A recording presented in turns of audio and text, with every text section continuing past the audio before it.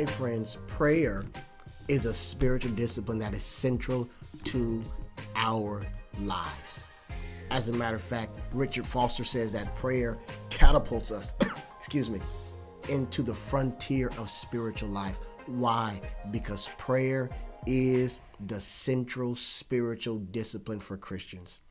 Prayer is actually perpetual communication with God, consistent and constant communication with God. Prayer is us talking to God and God talking to us. Prayer is, it's not a monologue, it's a dialogue. I talk, God talks. God talks, I talks. I talks, I talk. You talk and I listen. Prayer is a lifestyle posture. It's a place of constancy and consistency. You don't have to wait to get to church to go pray. Paul says, man ought always pray and never faint. You don't have to wait till you get to the sanctuary to get with the intercessors, but you can always have a consistent posture of prayer. You can always talk to God. You can be walking around talking to God. You don't have to get deep and fall all on the ground, but talking to God is a necessity. I believe if you talk to God in good times, when bad times come along, you've been talking to him so much that you don't have to start the conversation all over again. I kind of believe that sometimes the reason why people have a tough time in prayer is because it's kind of like, when you have a friend that you never talk to, and then you never return their calls. And then when you have something, when you need something, and they're the one that has something you need, then you call them, and instead of getting right to the point, you have to fluff them up with all these, hey, how you doing? What's going on? I was thinking about you. And you say all these things, and then you finally beat around the bush. Why? Because you're trying to get back in good with them. And many times I believe that's why people are always trying to get back in good with God, because they don't spend time talking to him. And so then when you need something from God, you spend all this time trying to fluff him up in need. But when you're in constant prayer with him, he already knows your needs because you've been talking to him on a consistent basis.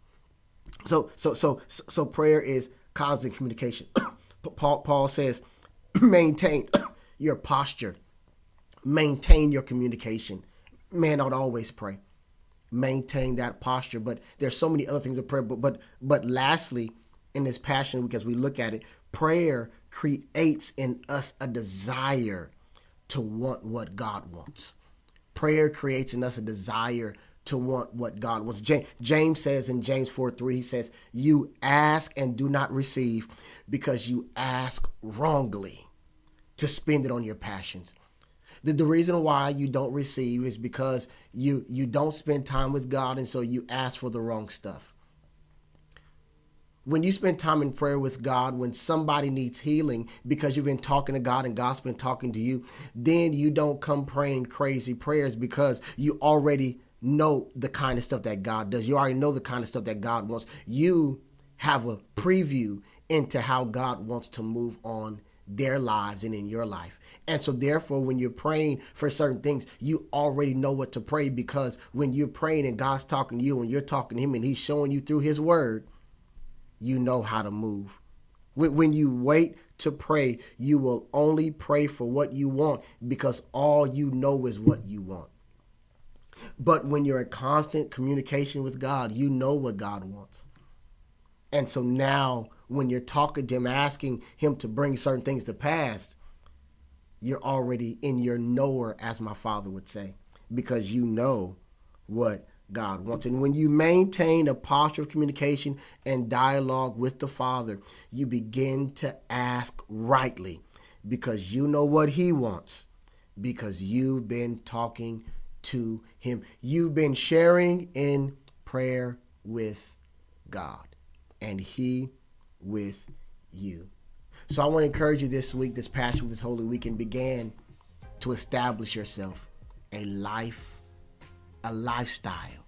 a posture of prayer. I got to go. Peace.